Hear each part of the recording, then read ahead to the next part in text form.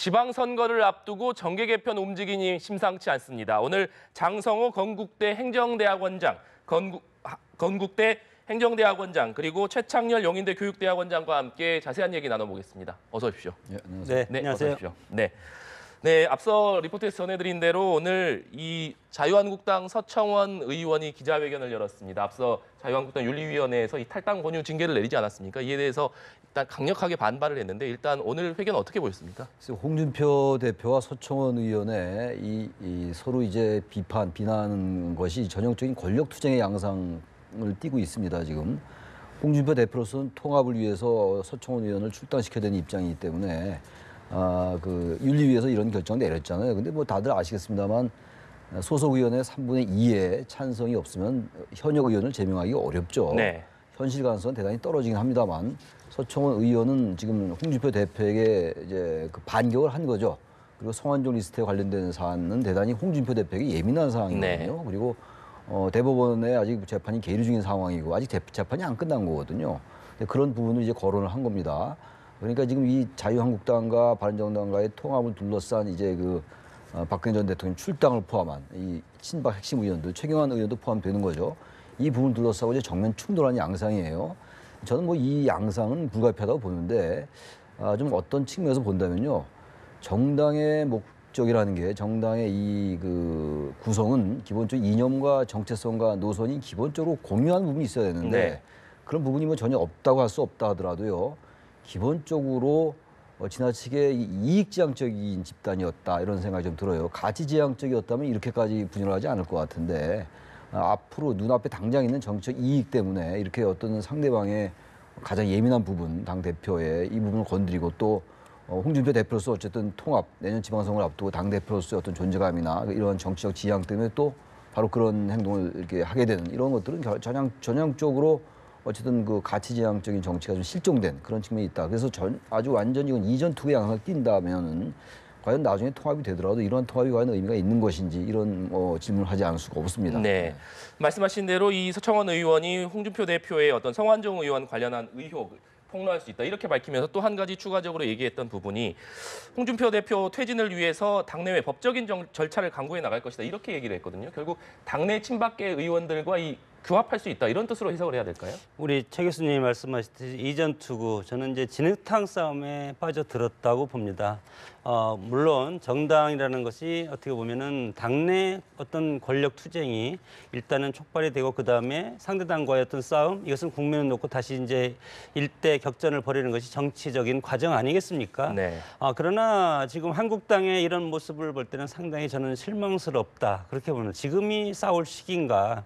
지금은 정치 싸움의 어떤 시기가 아니다고 봅니다. 이렇게 봤을 때 이런 서청원 의원과 홍준표 대표와의 이런 갈등, 양상 이런 것들은 국민들 특히 이제 보수적인 어떤 지향을 가진 성향을 가진 유권자들 국민들한테 상당히 실망감을 가질 뿐더러 이런 싸움이 결과가 없이 승부를 내지 못할 것이다. 결국은 당내 어떤 정치적인 승부는 총선을 향해서 가려지는 것 아니겠습니까? 지방선거는 지방선거 나름대로 이것은 승부를 볼 수 있는 것이 아니고 결국은 정당이라는 것은 정당의 어떤 헤게모니를 줄 수 있는 것은 현역 의원이 어느 계파가 많고 어느 당이 많이 차지하냐. 이것이 결국은 국민이 선택하는 것 아니겠습니까? 그렇기 때문에 지금 서청원 홍준표 대표의 이런 진흙탕 싸움 이것은 보수당이 어떤 새로운 모습으로 탈바꿈하는 어떤 그런 것을 국민한테 어필하기에는 상당히 오히려 더 악재가 될 가능성이 상당히 크고 내년 지방선거를 앞두고도 보수 지형의 재편과 그리고 확장과 재건 이런 데서 결코 도움이 되지 않는 모습이 될 가능성이 크다고 봅니다. 네. 오늘 어떤 서청원 의원과 홍준표 대표 간의 설전은 과거에 박근혜 전 대통령 탄핵 이후에 있었던 임명진 비대위원장과 또 서청원 의원 간의 공방이 크게 있지 않았습니까? 이 관심이 가는 부분이 역시 그렇다면 홍준표 대표와 이 서청원 의원 간의 어떤 이 갈등이 확전이 될 것이냐 아니면 어느 정도 시간이 지나면서 이것이 무마될 것이냐 이 부분도 좀 궁금하거든요. 확전이 되는 데는 한계가 있을 겁니다. 어차피 한국당과 바른정당은 좀 같이 가야 되는 이러한 흐름을 타고 있는 것이고 네. 물론 이제 국민의당과 바른정당과의 통합 움직임도 있기 때문에 여러 가지 변수가 지금 굉장히 다양합니다. 다양하더라도 바른정당 내 적어도 10명 정도는 여전히 국민의당보다는 이쪽에 이제 보수 통합 쪽에 더 관심을 기울이는 것 같아요. 그래서 서청원 의원과 이 홍준표 대표의 이 갈등, 아까 우리 장 교수님이 아주 실망스럽다, 아주 비판적으로 네. 말씀해 주셨는데 이거는 뭐 한계가 있어 보여요. 왜냐하면 통합의 가치라는 것을 뭔가 그래도 명분으로라도 제시를 해야 되는데 전혀 제시하지 못하고 있거든요. 지금까지의 그 얘기를 보면요. 한국당이 어떤 그 지난 탄핵 사태 때 그리고 지난 집권당으로서의 그 어떤 반성이라든지 이런 거 여전히 보여주지 못하고 있어요. 그래서 보수 가치의 통합이라고 얘기하는데 과연 어떤 가치를 보수하겠다라는 것인가 이런 것들이 나타나지 않고 있기 때문에 서희용과 지금 서청원 전 대표와 이 홍준표 대표와의 이 내용이랄까 이 갈등은 스스로들도 한계를 느낄 거예요 아마. 이제 어떤 그 신경전을 하다가 어느 정도는 좀 가라앉을 수밖에 없는데 중요한 거는요. 설령 이것이 이제 가라앉는다, 뭐 더 이상 어떻게 싸울 수가 없는 거 아니겠어요? 서청원 의원의 제명이 현실적으로 친박 의원들의 반대 때문에 쉽지 않잖아요. 네. 3분의 2의 찬성을 얻기는 어려운 게 사실이거든요. 그렇다면 결국 뭐 내부에서 계속 갈등할 거예요. 계속 더 이 문제 가지고 언제까지 갈 수는 없는 노릇일 거고 중요한 건 어쨌든 한국당이 바른정당과의 통합도 통합입니다만 스스로 어떠한 잘못을 했고 어떻게 반성을 한다 우리는 그리고 이렇게 나아가겠다라고 하는 어떤 보수의 가치를 좀 제시를 해야 됩니다. 그래서 내년 지방선거 이렇게 대처할 것이고 그동안 뭐 그들의 편에 의하면 보수가 괴멸됐는데 우리 건전한 보수를 어떻게 합쳐 나가겠다라는 그런 것들 제시해야죠. 그러면서 바른정당에게 얘기를 해야지 오로지 그 정치공학적이고 네. 어떤 지방선거만을 의식한 이러한 것들은 한계가 있다라고 네. 보여집니다. 홍준표 대표는 이 서청원 의원의 기자회견 이후에 상당히 강경한 표현을 써가면서 이 페이스북에 글을 올렸습니다. 상당히 좀 격노한 심정을 보였다 이렇게 볼 수 있을 것 같은데 홍 대표 입장에서는 이 내일부터 미국 일정이 방미 일정이 예고돼 있지 않습니까? 네. 이 미국 일정 시작하기 전에 어느 정도 이 상황을 좀 정리하고 가고 싶었을 텐데 이 부분이 좀 무산된 부분이 있을 것 같아요. 뭐 정리하기가 쉽지 않지 않겠습니까? 네. 지난번에 임명진 정치쇄신위원장이 들어와서 칼을 휘두르었을 때도 다 죽었다가 다시 다 살려서 들어오지 않았습니까? 결국은 선거를 통해서 선거 직전에 이런 강한 어떤 개혁의 쇄신의 바람이 불다가 선거 국민에 들어서면 또 다른 더 큰 적이 있으면 내부적으로 결속하는 것이 우리 정당과 우리 사회나 어떤 세상의 이치인데 이런 상황에서 봤을 때 홍준표 대표 입장에서는 지금 강하게 지금 서청원 의원이 반박을 하니까 당 대표로서 밀리면 죽는다 이런 심정일 겁니다. 그런 차원에서 우리가 어떤 가정이라든가 우리 국내적인 어떤 난제가 있을 때 외국에 나갈 경우 그 발걸음이 엄청 무겁지 않겠습니까? 네. 그렇기 때문에 지금 방미에 나서는 홍준표 대표로서는 상당히 머리가 무겁고 발걸음이 무거운 그런 방미가 될 가능성이 상당히 크고 방금도 뭐 제가 말씀드렸지만 이것은 승부가 나는 게임이 아니다. 다만 이 승부의 키는 국민들이 가지고 있는데 아직 문재인 정부가 취임이 지금 100일이 좀 넘지 않았습니까? 이런 상황에서 보수가 설 자리가 여전히 아직 부족하기 때문에 내부적으로 이렇게 싸움하는 모습은 저는 상당히 아직은 시기상조라고 생각을 하고 다만 이 시기를 놓치면 또 이런 개혁의 칼을 휘두를 시기가 없습니다. 왜냐하면 연말 국감이 끝나면 바로 지방선거에 돌입하지 않겠습니까? 그렇기 때문에 홍준표 대표 입장에서도 지금 당내 어떤 큰 틀의 어떤 당의 어떤 정체성이라든가 이런 노선을 지금 결정을 하지 않으면 안 된다는 그런 조급성이 지금 이런 모습으로 나타난다고 봅니다. 네, 이 서청원 의원 그리고 최경환 의원 당의 탈당 권유 조치에 강하게 반발하고 있는데 역시 관심은 박근혜 전 대통령의 선택 아니겠습니까? 박근혜 전 대통령이 이 과거 역대 대통령과 같이 자진 탈당을 선택을 할지 아니면 열흘 뒤에 물론 자유한국당이 윤리위를 다시 열기로 했습니다만 이 윤리위의 결정을 끝까지 기다릴지 어떻게 보십니까? 그래서 민주화 이후에 이명박 전 대통령을 제외하고는 모든 대통령이 탈당했었습니다. 네. 김영삼 대통령도 그랬고 김대중 대통령 뭐 그랬고 노무현 대통령 마찬가지 그런데 이번의 경우에는 지금 탈당 권유를 했는데 지금의 추세나 지금의 박근혜 전 대통령의 어떤 그 정치 행태로 볼 때 뭐 이젠 정치 행태라고 얘기를 해야 될 것 같아요. 지난번에 사법부의 재판 자체를 사실상 보이콧했기 때문에 뭐 정치 투쟁이라고도 다들 얘기하고 있지 않습니까? 저도 공감하고 있고 이러한 정치 행태를 미뤄 볼 때 자진 탈당을 할 가능성은 좀 낮지 않는가라는 생각이 들어요. 왜 그러냐면은 지금 일단 정치적으로 상당히 억압받고 있다. 그리고 정치적 희생양이다라는 그런 어떤 코스프레를 하고 있다라고도 이제 많은 분들이 분석을 하고 그러는데 그렇다면 자진 탈당보다는 어떤 당에 의해서 제명당하는 모양새를 취하는 것이 어떤 국내외적인 자신의 지지자들에게 어떤 그 탄압받는 그 정치인의 모습을 보이는데 유리하지 않겠느냐 이런 관점에서 볼 때 자진 탈당을 할 가능성은 낮지 않겠는가. 네. 그리고 최근에도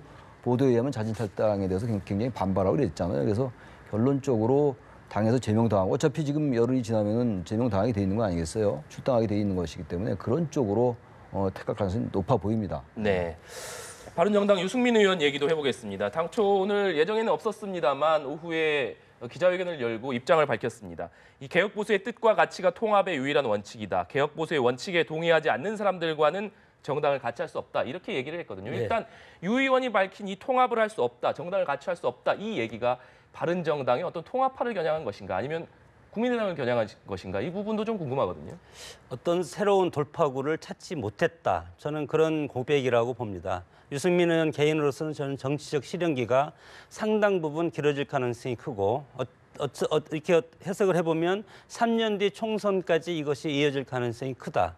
축구로 말하면 어떤 공간 싸움이 축구의 현대 축구의 어떤 핵심 아니겠습니까? 지금 유승민 의원을 비롯한 자강파가 바른정당의 자강파가 설 공간이 상당히 없어졌다고 봅니다. 네. 지금 현재 어떤 축구장 전체의 어떤 면적을 보면 적폐청산을 두고 보수당, 이명박, 박근혜의 어떤 그런 세력들과 그리고 문재인 정부 이렇게 해가지고 서로 지금 부딪히고 있는 형국 아니겠습니까? 여기에서 상대적으로 국민의당과 바른정당이 상당히 협소해졌고 여기에다가 또 바른정당 같은 경우는 통합파, 김무성 전 의원을 중심으로 한 통합파가 한국당과 지금 합당을 앞두고 있지 않습니까? 네. 이런 상황에서 상당히 지금 면적적으로도 왜소해졌고 그리고 수적으로도 열세로 지금 상당히 줄어들어 있고 이런 상황에서 유승민 바른정당 의원이 앞으로 활동 공간이 상당히 어렵다. 그러면 앞으로 정치는 결국은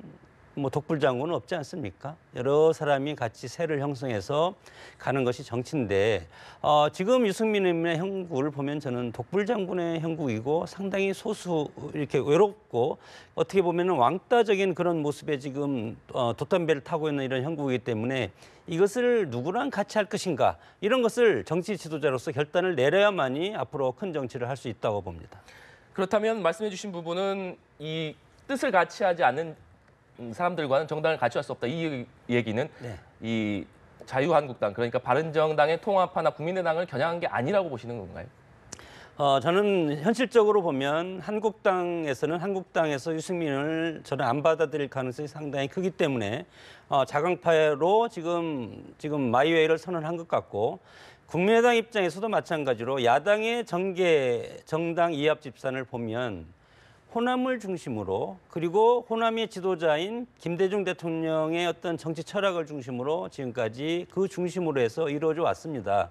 여기에서 국민의당과 바른정당의 유승민 의원과 몇 명이 들어가서 여기에 합쳐진다면 이것은 2단계 정계 개편에서 바른정당은 여기에서 없어질 가능성이 상당히 크다. 네. 2단계 정계 개편은 저는 결국은 현재 민주당과 국민의당이 정책 연대를 하든 합당을 하든 다음 총선 때 어떤 정치적인 승부를 보기 위해서 하나로 뭉칠 가능성이 상당히 크다. 그 배경은 호남을 중심으로 하고 김대중 대통령의 정치 철학을 중심으로 하자 하면은 다 뭉칠 수 있는 것 아닙니까? 그러면 그때 가서 유승민 의원이 설사 지금 국민의당과 합당을 한다 하더라도 여기에서 이탈에 나올 수밖에 없다. 그럼 그때 이탈에 나오면 한국당이라든가 보수정당에서 유승민 의원을 받아주겠습니까? 그러면 잘못하면 정치적 미화가 될 가능성이 크기 때문에 지금 어렵지만 외롭게 혼자 해서 선명 보수 정당의 길을 가는 것이 훨씬 더 오래가는 그런 정치라고 봅니다. 네, 최 교수님 이 유승민 의원의